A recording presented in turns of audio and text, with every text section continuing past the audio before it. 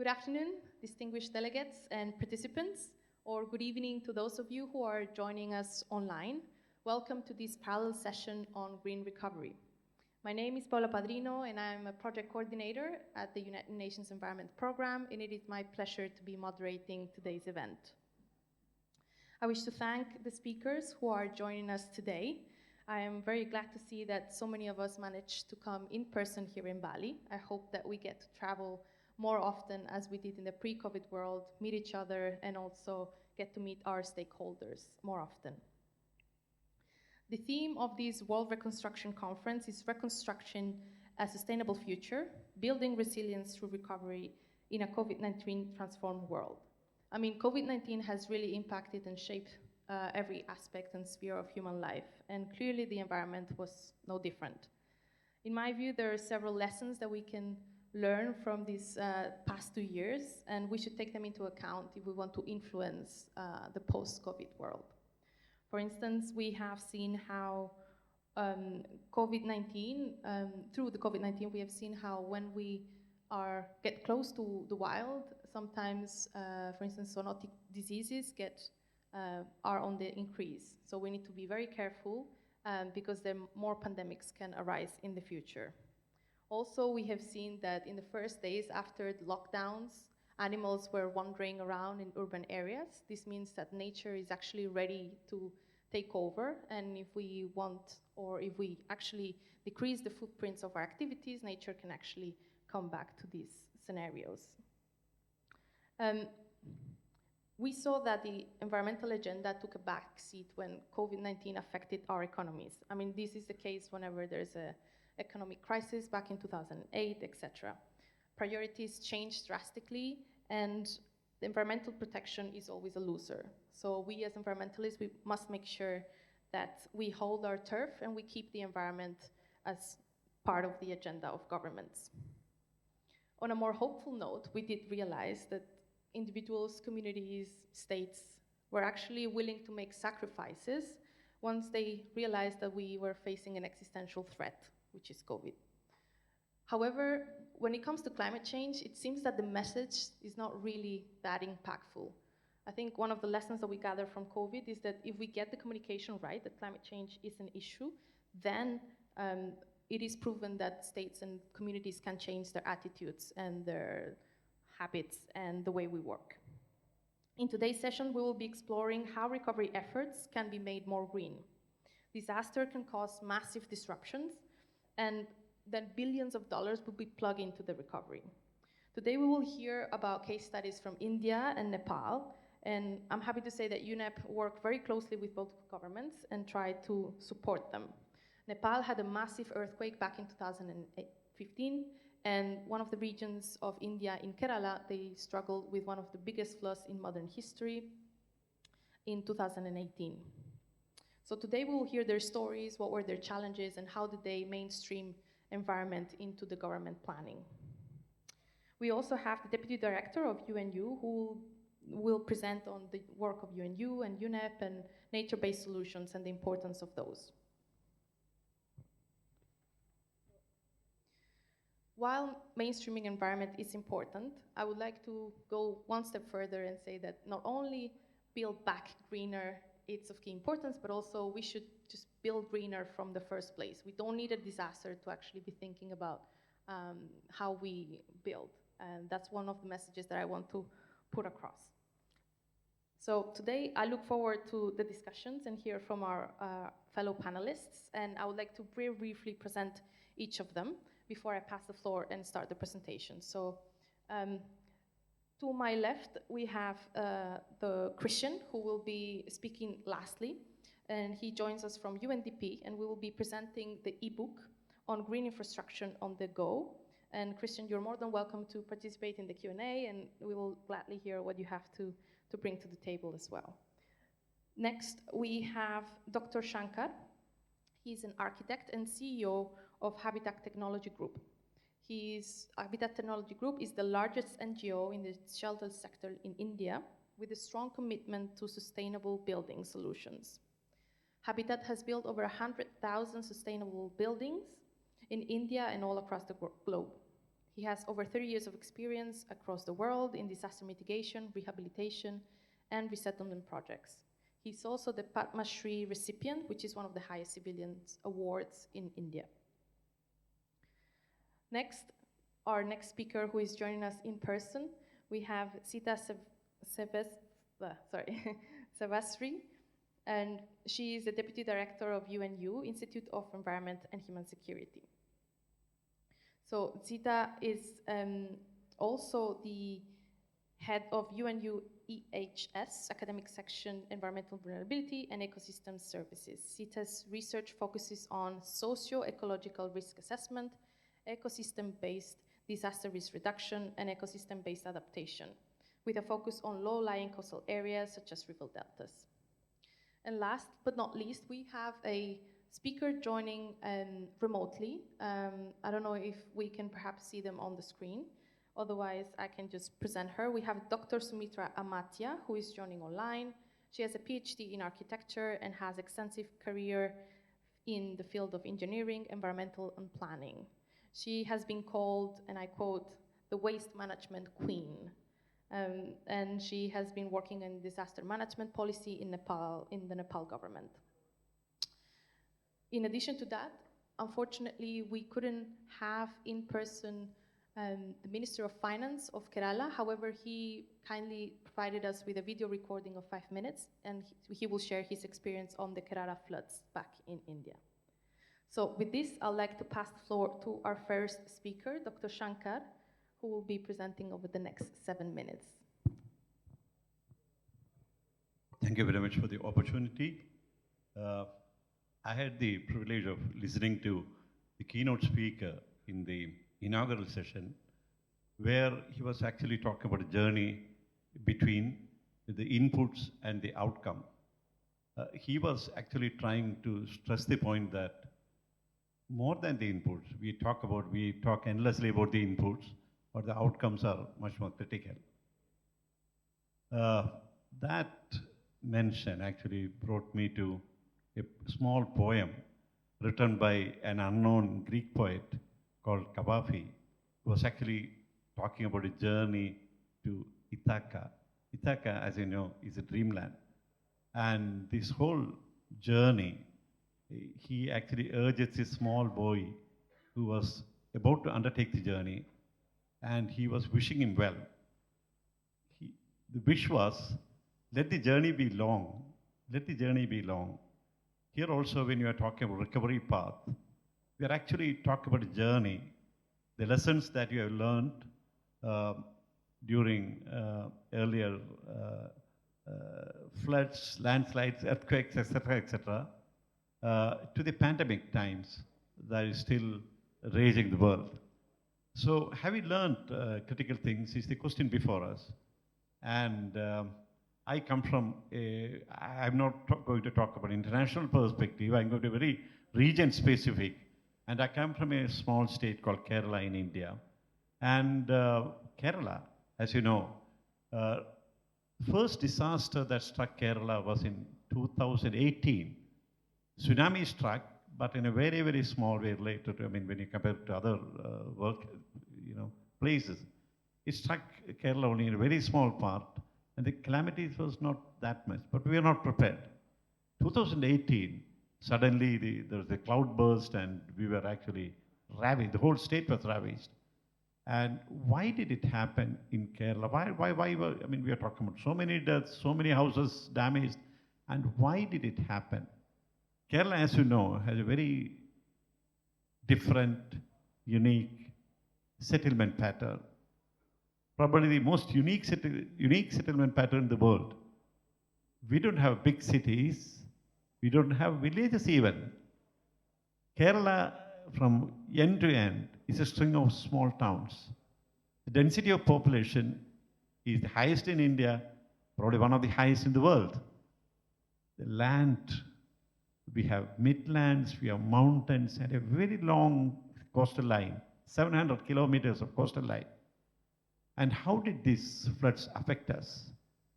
Let me tell you, the rampant violations that happened in the land use in Kerala virtually destroyed the land. That was what that aggravated the intensity of destruction. The mountains were flattened out, all for building purposes. My mentor, an American architect called Frank Lloyd Wright, he has once said, the building should not be on a mountain. The building should be of a mountain. What happened in Kerala during 2018, this was the environmental losses, which was never really calculated. It crossed, as you can see on the screen, $4 billion US. We still believe that that figure is much less. It has really ravaged, destroyed a pristine country, which we call as the God's own country, Kerala. Next slide, please. Next slide, please. I was also instrumental in getting this habitat agenda on the world map, as an Indian delegate who was attending the Istanbul conference in 1996. UN brought out this very important document when you talk about the new agendas now. The habitat agenda that talks about sustainable housing in urbanizing environment and adequate housing. We use that template, which is very important, when you talk about the recovery path, we use that template very clearly into the mandated guidelines, strategies that is governing Kerala's development plan now. Kerala, using the strategies and using unique challenges that are very special to Kerala's landscape, we have formulated a plan to address these issues, face these challenges, and that we have named it as Build Kerala, Rebuild Kerala. And Rebuild Kerala is also integrated, next slide please. Rebuild Kerala is also integrated with a very unique housing program, rehabilitation housing program called LIFE, where life means livelihood, inclusions, and things like that. So it is based on what we call as, next slide please, what we call as habitat literacy. Habitat literacy talks about beyond four walls. Everyone who designs, architects, engineers who design resettlement patterns, resettlement colonies, rehabilitation schemes, they talk about buildings, but we are talking about life beyond the building, looking at livelihood opportunities, economic opportunities, social opportunities, and the rest of the opportunities. They are integrating them with the housing designs that we prepare, and sustainability at the end of all that. There's the basic plan. Looking at soil management, looking at everything, environmental management, everything, and creating a new paradigm in sustainable housing. Next slide, please. This is what I was talking. And we have got this decentralized planning which was there 30 years back. Community participation, participatory planning, enhancing the quality of this housing, so that they take the habitat solutions on their own and take it forward. Local is the mantra. Materials, technologies, design, everything pertaining to local lifestyles, local technologies, local landscapes, local mindscapes, more important, local mindscapes, etc. Next slide, please. Next slide. We're taking time. Yeah, and Kerala, as I said, we needed eco-sensitive planning, and for that we have mountains, coastal line, and we designed a menu of options. It's not one type option, a menu of options that will fit into the geographical, right? And that needed a comprehensive land use plan. We prepared a very comprehensive hazard plan with the assistance of the world agencies, and we revitalized the existing building bylaws to harness the energies. Go ahead. Go ahead.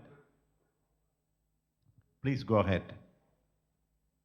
And when you talk about these packages, especially sensitive packages and eco-sensitive packages, we always talk about rows of concrete monstrosities. We wanted to break that by advocating the use of sustainable technology. We want to create new designs and new, which can also look beautiful. You know, poor people also have a mandate to look at beautiful buildings. Yeah, go ahead. Go ahead. Yeah, and small is beautiful was a new challenge, you know. We realized that we had to work from home and we had to look at ventilation, we were talking about healthy homes. That was a new challenge, you know. And I had been always talking about smaller houses, and pandemic times reinvented that paradigm. or smaller houses are much more beautiful. Yeah, go ahead. Go ahead. And this is our recovery path. I mean, having beautiful buildings, all infrastructure, green infrastructure, retaining the profile, and this is what we are trying to do in our state. Thank you very much. Thank you very much for inviting. Sorry. Thank you very much, Dr. Shankar. Up next, I would like to connect to our speaker who is joining online, Dr. Sumitra, if you can hear us. Hello. Yes, Can you hear me? we can hear you loud and clear. Okay.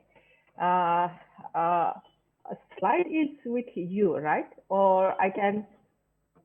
Yes, we can see the slide up on our screen. Okay. I hope you can also see it on your end. Okay. Got Great. Good afternoon.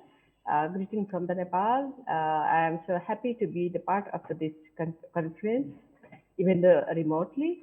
So my presentation theme is disaster waste management means to enhance recovery.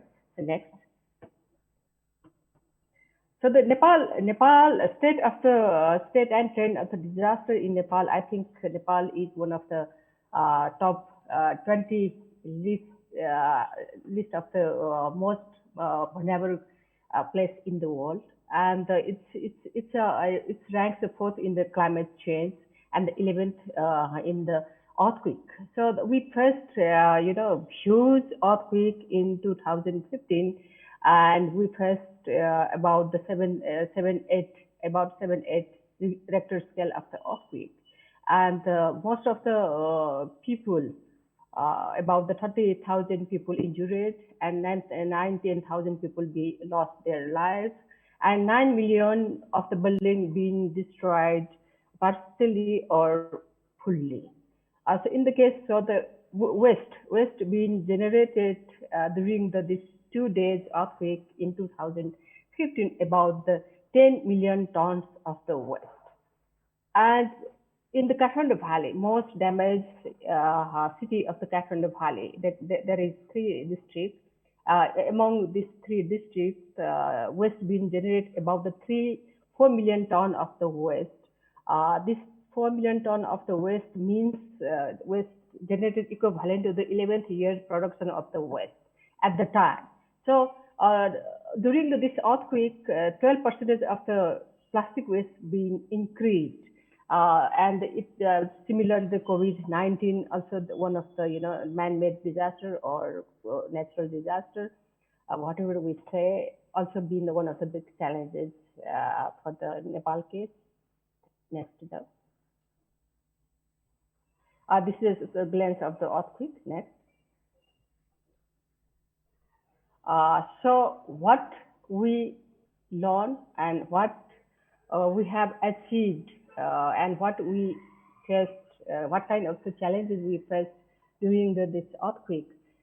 So this is the kind of the achievement, means we learn to shift, response to preparedness. So we've been more proactive rather than reactive. This is kind of the achievement we say. And we prepared the disaster waste management strategy, disaster waste management strategy and action plan, guideline, manual, with the support of the UNEP definitely. And we face huge amount of the challenge as every single country does face during the disaster, whatever it might be, the earthquake, flood, whatever, any kind of the earthquake. They are different, and their effects also different. So the challenges we face definitely. Similarly, we learn something from the as we know, better to learn rather than feeling all the best practices. So challenges means the lack of the coordination among the stakeholders, government, and even though the donor organization, international organization as well. Basically, the donor institution also mostly focus to give the rebuild the school building or houses, public houses like that. They're reluctant to inject the budget for the waste management. So the disaster waste management, they have no budget for the disaster waste management. This is a big challenge that we faced during this disaster. There were a lot of lack of the legal instrument. We face there is no guideline, there is no policy, there is no linkage among these different act, regulation, interrelations. So these are the majorly focused challenges. Next. Uh, so what we learned from the disaster 2011 and COVID-19, we lesson learned challenges as already we talked, many challenges. The lesson means the disaster preparedness for the uh, effective response. So the build back greener. I would say people used to say mostly build back better, but I personally say the greener means better. Greener means sustainable. So the why not to focus our the slogan better to greener. Greener means sustainable. It's the goal to achieve. So the we properly and safely management of the waste means we are saving huge huge life of the people, and we are protecting our environment. Similarly, we are reviving our economy and the social life as well. That's been the basically focused lesson learned from our country. Uh, Similarly, another lesson learned is uh, every disaster imposes a vulnerability and inequality. So everywhere in Nepal as well, uh, there many footprint on the environment being left over. So the still somewhere we can find the debris piled on the street, piled on the river bank, or even open areas. Still we can find. This is a kind of the lack of the because of the lack of the spaces, lack of the policy instruments, and the lack of the willpower and lack of the budget, obviously. So, however, the environment issues doesn't feature in the recovery effort. The Nepal government prepared PDNA, different focus of the regulations and the policy being introduced and approved, but still we are facing much more, issues related to this disaster waste doesn't often feature in the recovery phases. And the efforts in the most post-disaster situation as well, we cannot see the basic element on the division policy and action plan, let's say the policy strategy and action plan. Next. Dr. Sumitra, we are running out of time, so if you can wrap up Yeah, in the next yeah. minute, Okay, that would be great. Thank you. Fine. Okay, next, let's move on next. So this is the master plan, disaster waste management master plan prepared, and this is the glance of the outlook. Next, you can move on. Next. So what is the green recovery means? I would say social sustainability, economical sustainability, and environmental sustainability is the green recovery. Next. So the long-term sustainable greener approach is challenge. There is a challenges. Definitely there is challenge. That means there is also opportunity as well. I believe on opportunity. So we together we can bring changes with different approaches, different access, different strategy and activities. We can achieve all these sustainable greener recovery efforts. This is again the kind of the this is how we can achieve the resource recovery. This is for urbanization, people growth, population growth, then the energy, natural resources demand of the natural resources and the waste production, water, and all this, how we can recover or reclaim all these natural resources and use smart natural resources for the future generation. Next. Next, we can go next. This is a way forward, and my conclusion is, there need to be policy and technology intact. There should be the sustainable green cities. Cities should be, we say smart city, better to say sustainable green city. Green means smart, I would say. And integrated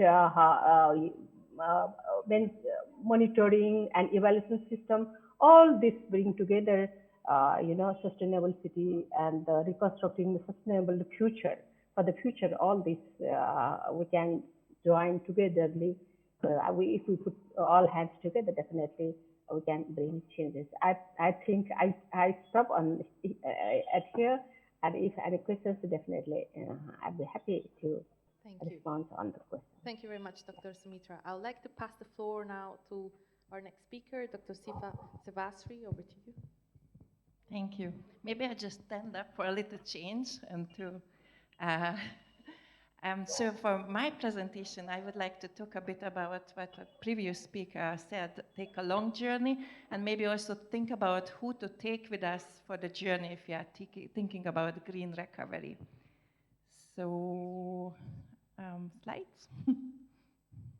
I'm coming from the scientific perspective from UNU, United Nations University. So I picked some examples which really are scientifically well documented and where I can shed light a little bit who was involved in the process and with what outcome.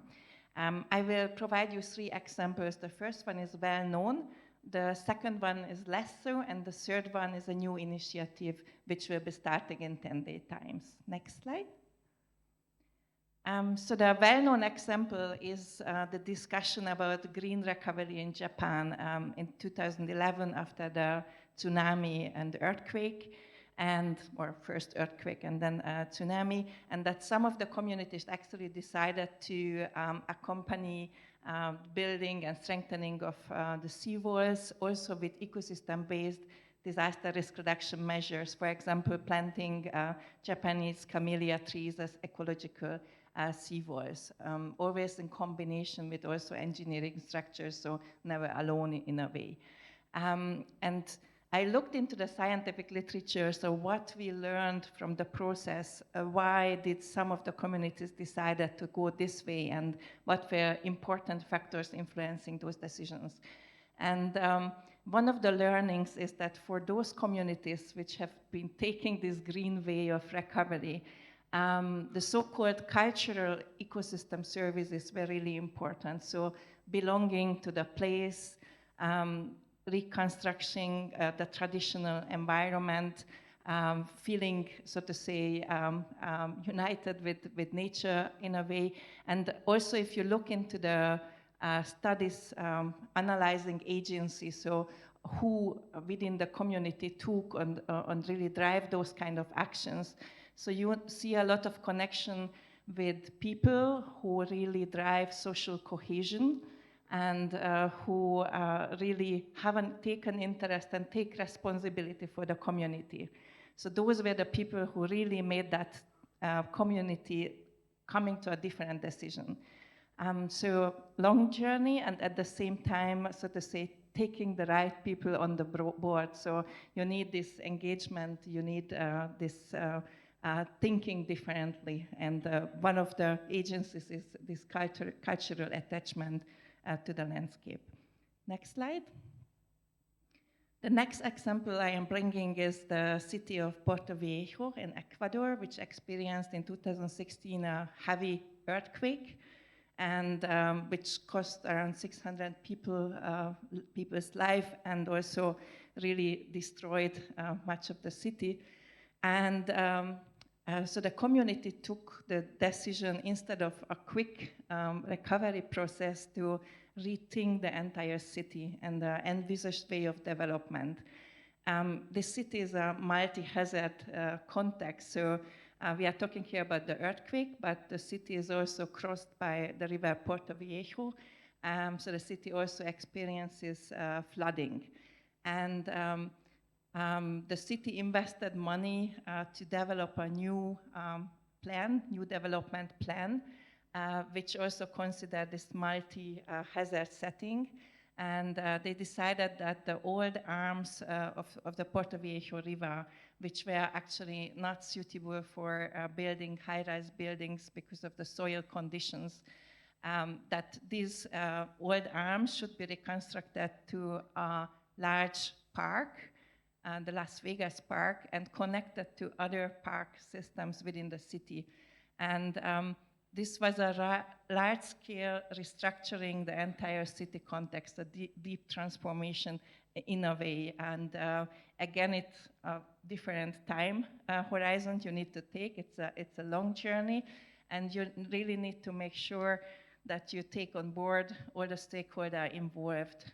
This was made possible because the city used some of the recovery funds received from the central government to invest into this green recovery plan, which was also not entirely conflict-free, but of course there are always trade-offs and different interests to be looked at. And the third example, next slide, is something, next slide, which is upcoming. So we would like to look into green recovery options in the context of the pandemic. This is a project we'll start in 2 weeks' time.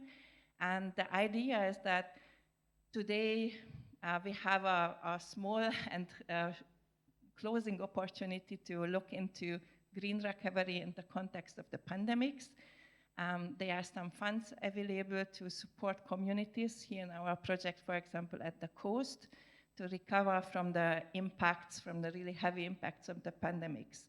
So the question is, how do we invest this money? Can we invest this money that in a way it also supports climate change adaptation, disaster risk reduction, so multi-purpose investments which are green and which support all these different goals. And this is again a challenge because the instinct that we are having is to invest fast and help the communities recover fast, but that might not be the best decision on the long run. Thank you very much.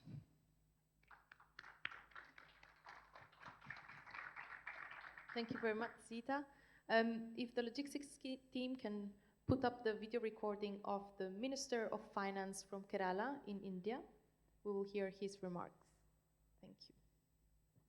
Dear friends, I am so delighted to be a speaker in this very important conference of the 5th World Reconstruction Conference. And the theme this time is making reconstruction and recovery greener and more sustainable. Actually, I would have been personally present here, but because of some unforeseen programs and developments, I could not personally present. But I am very much thankful to you all for making the invitation. Actually, Kerala is a land, you all know, it's a well developed educationally in the area of health sector and all these areas. Kerala's development is very much known. As you may all know that Kerala is one of the hotspots of very special kind of biodiversity in the world, and our hills and hillocks and up to the very narrow area up to the sea, the biodiversity was very much affected because of the climate change.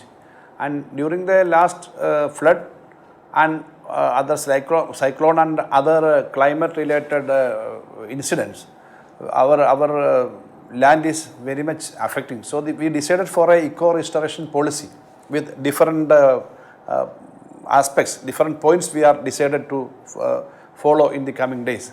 And in the last budget we announced that we will be a net zero emission land by 2050, and we are planning and heralding for that target. And this is also very important in the area of restoration and reconstruction. in the last 6 years, Kerala was subjected to different kind of calamities.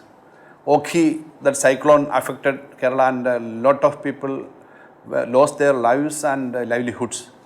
Then Nipah, one of the pandemic which affected Kerala also, but we very brilliantly with the support of all agencies and the support of the people, we were able to curtail it. Then came one of the worst floods in the history of Kerala. Since the last 9 decades, such a worst flood was not there. That also was affected Kerala, and a lot of reconstruction is going on even now. Surely we can say that we had developed a lot of early warning system, then new kind of construction styles. We can surely say that it is green and sustainable. With the help of the United Nations and other agencies and international agencies and national agencies, with the local support, we are continuing with that reconstruction. And recently, the latest epidemic of COVID, which we all know, it affected all over the country, and even the economic crisis is continuing. During the COVID, the entire community of Kerala worked as a single person and worked together. Under the leadership of the Chief Minister, the entire government elected as and also the executive government effectively intervened into the matter, and the support of the common people up to the household level, we were able to get the support, and unitedly we fought the COVID pandemic. And if you look into the details of our involvement in containing and controlling COVID pandemic is a historic one, we think. That is why the World Health Organizations and other organizations accepted the model of activities we done in Kerala. And in the case of India, we were very successful in containing this COVID pandemic. And the pandemic, while dealing with the pandemic and post-COVID period, actually rehabilitation and rebuilding of the economy is very important. So we did a lot of things. Actually, government expenditure on medicine and health facilities we increased. Then food, a basic need for every family. We decided, because of lockdown, every family is facing problem. More than 85 lakh families are there in Kerala, and 85 lakh households we were provided free food kit to every house, and this is for many months. And then we decided for free vaccination for all households, and now we are happy to say that the second round vaccination is over, and now the booster dose is going to be completed within few weeks. And in the area of economy, basically I said about health, everyone was given this facility. Then every household was given the food kit, plus initial days we were able to give prepared food through community kitchen, assembling lakhs of volunteers, not only government system, lakhs of volunteers. With the help of the local self-governments, we were able to distribute food kit to every house, those who are in need. Then medicines also we provided, volunteers were there. Even in the initial days, even for the funeral, people were, burial was a very big problem. Those days also volunteers were there, the local public civil participation was very much. Then the economy aspect, how to revive the economy. The government in two occasions, we announced 20,000 crore packages in 2 occasions, and another 5,700 package for the business community for helping them interest subvention and all. So almost all houses were given some kind of financial help, those who are in need, and even the business people were given some loan, interest subvention, some other exemptions like that. So we are slowly trying to overcome. And in the area of agriculture, we made some states for Subiksha Kerala, means we want to prepare maximum food materials like grains and vegetables and other items. We have a very active, hectic plan for making food on our own.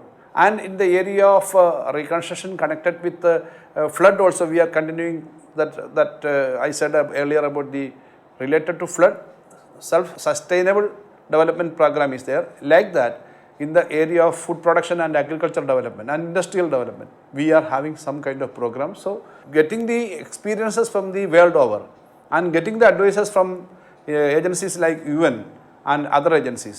We are trying to overcome this very serious difficult situation, and we are expecting more advice and more kind of positive samples and models from other part of the country. Surely we will be successful in overcoming this post-COVID problems very speedily, in a very fast manner. That is what I want to say, and once again thanking you all. I hope we can see in the very near future in some other programs like this personally and physically. Thank you. All right, thank you very much all of the speakers for your remarks. It is now time to move on for the Q&A session. Taking a look at the clock, and we will have about 15 to 20 minutes interactive session. So please, I encourage the audience to raise any of the questions that you might want to bring to our wonderful speakers who are joining us today. We have a gentleman at the back, so. Thank you. Thank you very much for the interesting presentations. Most spoke about the role of the environment in recovering after an event. Do you have perspectives about the role of the environment in making that event less intense, or making sure that the next one is not as much of a problem? Thank you. Any of the speakers want to take on that particular question? Perhaps Sita or Dr. Shankar? I'll respond to that. We have been talking about habitat agenda. There is another agenda actually in front of the world, which we call as activists. I wear many hats, and one of the hats is of an environmental activist. We talk about a brown agenda that talks about poverty on one side, development on the second side, and environment on the third side. How do we synchronize the energies of these through diversely, seemingly different phenomena is the challenge. Poverty, to me, is a very positive phenomenon, because poverty actually propels people forward, like catalyst. Development, we all want development, but at what cost is the whole issue. Environment cannot be compromised for development. I mean, all the development projects, even happening in my own little state, they are actually detrimental to the environment. Kerala, when we really analyze the root cause of the floods, it was not the floods that kill people. Normally, as a person who is working in disaster management sector for the last 3 decades across the world, let me tell you, it is not the floods that kill people. Strange phenomenon that were happening with the floods. In Kerala, we realized that, I told you, it was not the floods, it was not the landslides. It was a new phenomenon called soil piping, which I not heard of, you know. The whole geological profile got fragmented by illegal mining, illegal constructions, you know, going into the mountain, very fragile landscapes were being mutilated, and fragmentation happened. And during floods, actually, water went in, and then at a very weak moment, it came out as a burst and killed thousands of people. So new phenomena are happening, all because we are mutilating and manipulating what God has given us. I belong to a breed which talks about land being given by God. And I believe that as an architect, human beings don't have the mandate to manipulate the geographic profile of the land. And this is happening in terms of development. And together, we have to find a way out of this. That's my brief response to your question. Yes, Dr. Sita, over to you. Yeah, thank you for this question. I think that was just because we are sitting in the reconstruction conference, but in fact, ecosystems has to be mainstream into the entire disaster risk management cycle to prevent risk to happening, or to buffer the potential impacts. And so we are working heavily on nature-based solutions for disaster risk reduction. One of the things I'm always saying that we do not need to just look at things we are implementing, but also protecting those ecosystems which are still there and which still provide us disaster risk reduction benefits. So a little bit what Paula said at the beginning, that we do not need to wait for the disaster to happen to include environment into the recovery process, but we need to include it everywhere. And in that same line also, if we are looking into the Sendai monitor and the midterm review, so also in the Sendai framework, there is more opportunity to include ecosystems as it is right now. Also, if you look into the indicators we are reporting to the Sendai framework monitor, there are no indicators related to ecosystems at the moment. There's only a footnote which allows the inclusion of green critical infrastructure. So that's another issue we are trying to highlight, that we need to look into ecosystems in all parts of the disaster risk management cycle. Thank you. Thank you very much. We have another question to the right. Yeah. Afternoon. Afternoon. My question is just around issues of perception of green interventions. So in much of the developing world where the finances are lacking for infrastructure development, a lot of time officials have this perception that now we have to do green infrastructure development or green recovery, and this is just another cost that we can't bear. So how do we manage those perceptions and get more political buy-in? Right. Also, let's not forget that Dr. Sumitra is online. So please, Dr. Sumitra, if you wish to answer any of these questions, because we can't see you in the screen, so just feel free to take the floor as well. So for this particular question, Sita, you can proceed. So, Dr. Sumitra? Yeah. Just how the question, very interesting question, gentlemen. The green intervention, how we can get green intervention. That means basically natural resources, how we consume natural resources smartly. So consumption and production. So the natural resources like renewable energy, alternative energy, water sources, and to decrease the fossil fuels, all these kind of activities increase the green activities, green infrastructure development, and the solar system, solar panel, green buildings.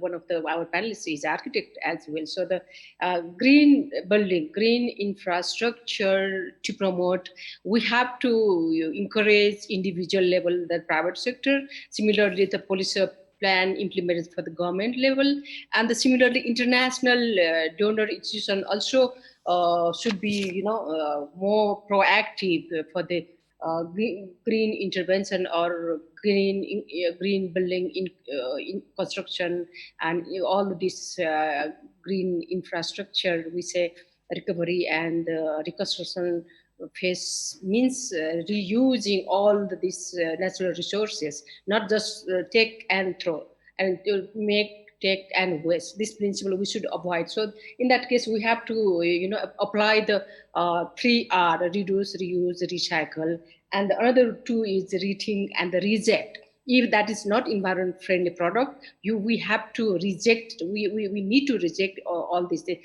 That's why the private sector, big houses who produce the goods and production, they have to think about the green structure, green material, sustainable material, and the government. Why not to bring the green policy and bring all the big nations to invest on the fuel cell, hydrogen fuel cell car, all kind of this should be on the place, I think, so that we can promote the green intervention. I think green has a future. Thank you very much, Dr. Sumitra. Sita, you want anything to add, a remark? Thank you. I will be short. So the question, the way how you asked the question, that now communities, governments need to do one more thing. You could see it differently. We have one more option. And from my point of view, these different options needs to be meaningfully combined to reach our goal, namely disaster risk reduction and sustainable development, right? So I think that none of these solutions are silver bullets. We need to combine them meaningfully. And we combine adaptive social protection, and we combine insurance solutions, we combine seawalls and dikes, and nature-based solutions are one more option we can look into the in the portfolio when we actually seek for a solution package. I like to talk about solution packages because I think there's no challenge where there's one solution. Usually we combine different things, and nature-based solutions are just one piece of the puzzle, which help us to also address the other crisis, the biodiversity crisis, which is ongoing, and sometimes we tend not to speak about it. Thank you. Thank you. We have a couple more questions in the floor. Thank you very much for giving me this opportunity, and I would love to get your thought on this. Disasters now are becoming more interconnected. In the middle of COVID pandemic, cyclone is coming. Before countries have recovered from maybe floods, then cyclone is coming, then COVID.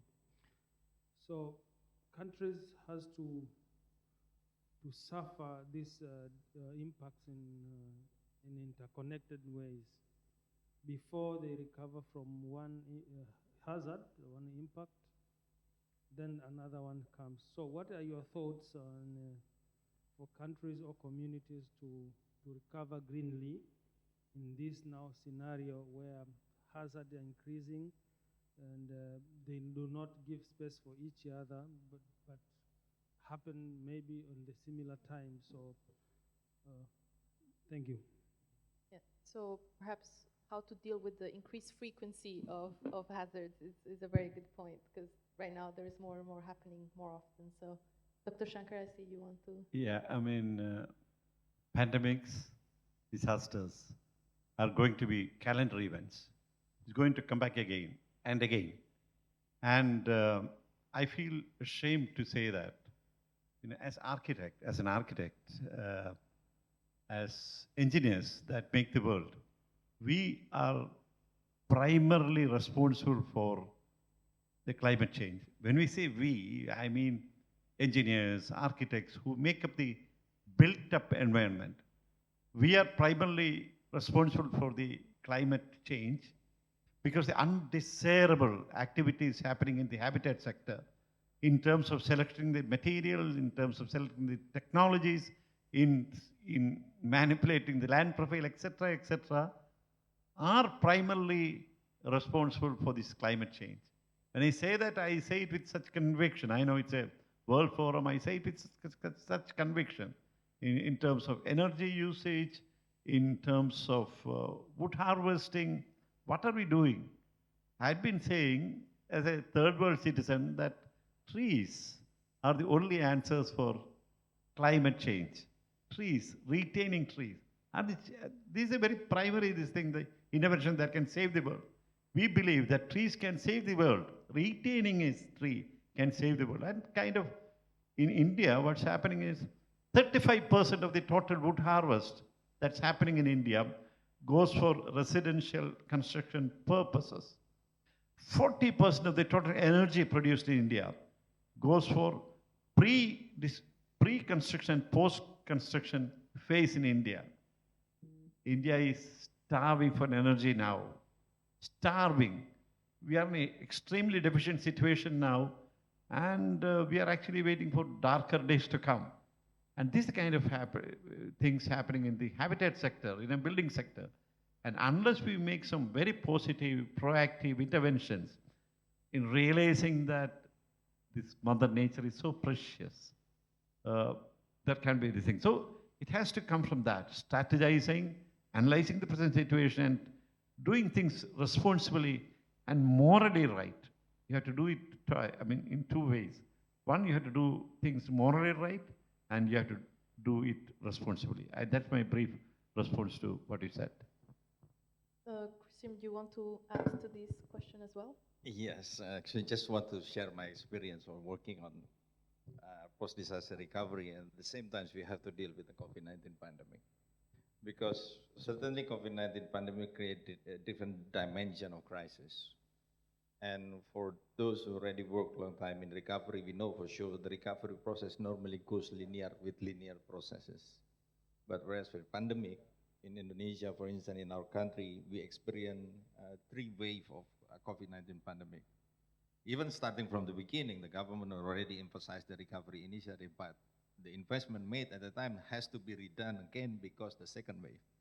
So we were thinking, actually this morning I was discussing with the government, is it true that the recovery process has to be linear all the time? Apparently it's not. To some extent, with the context of pandemic, dealing with the crisis situation has to be treated at most likely at the same time we're dealing with protracted crisis. So it probably at certain point of time, the process will have to be, we have to be done in a cyclical process. So we have to repeat what kind of intervention that we made. And looking at, from several questions, I would also like to emphasize that, yes, I very much agree with the other 2 speakers, how then the recovery actors can really understand the ecosystem function, and in particular with the geographical context of the area where the recovery initiative will be implemented. For one particular example, if I may take from the situation happened in Indonesia, where in 2018 we have the big earthquake and a tsunami in central Sulawesi that also caused major liquefaction. This liquefaction actually create different dimension because until now, there is no specific study that can conclude what is actually the main cause of the liquefaction. But if you look in from this perspective, from the history coming from the local communities, they say that those areas actually always have a shallow water table. But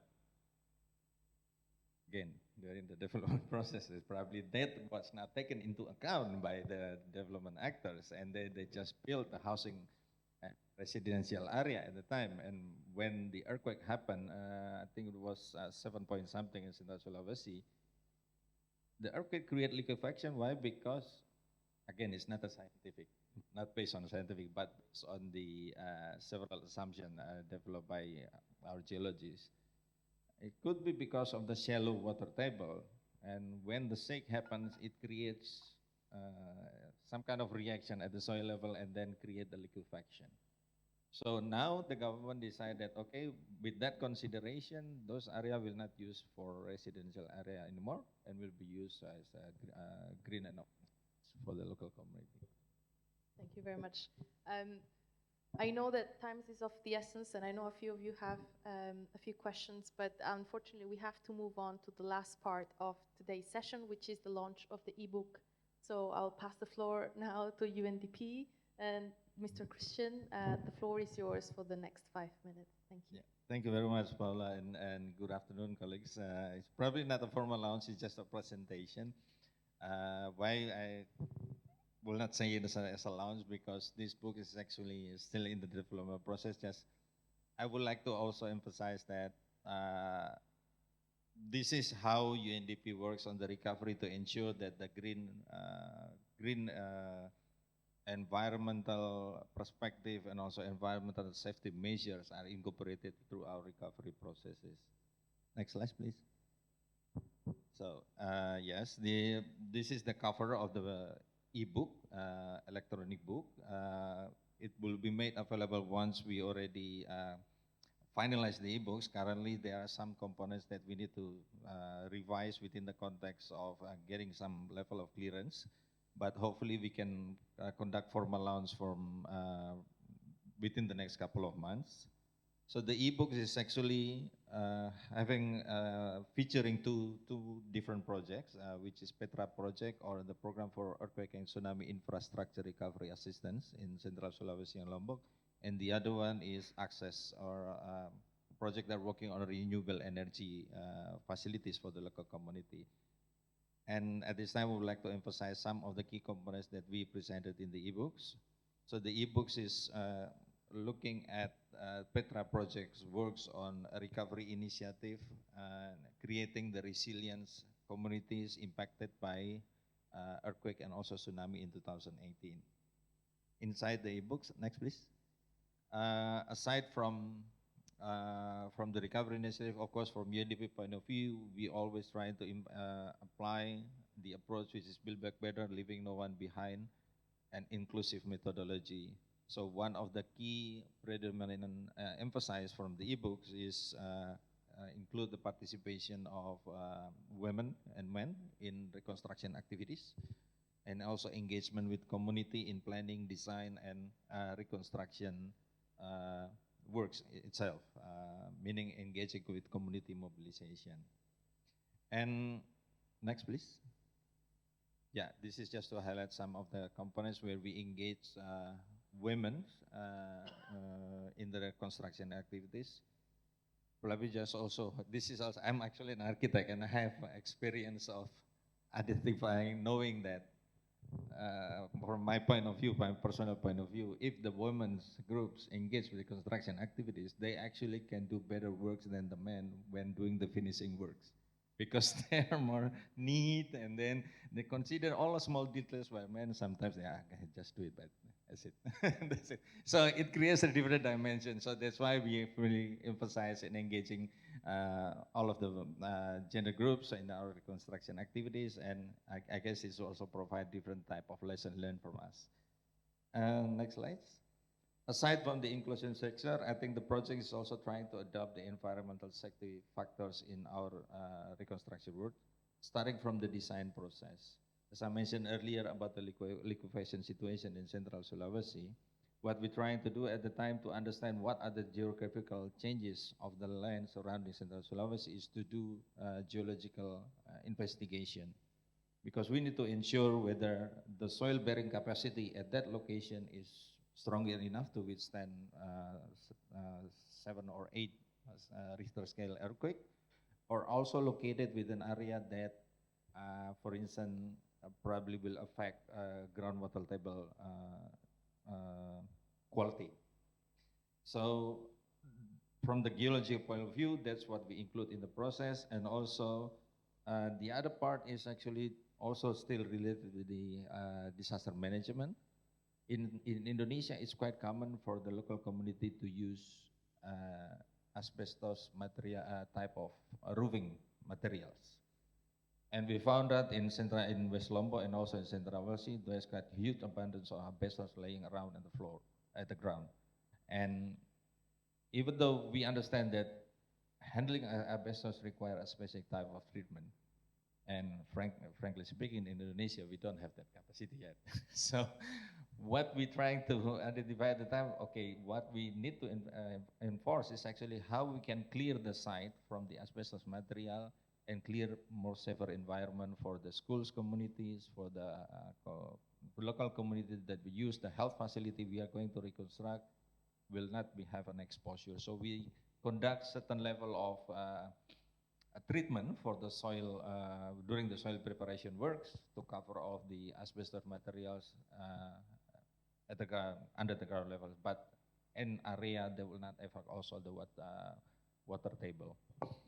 And the other part that we also emphasize on the green recovery components is utilizing energy efficient fixtures, providing sufficient wastewater treatment,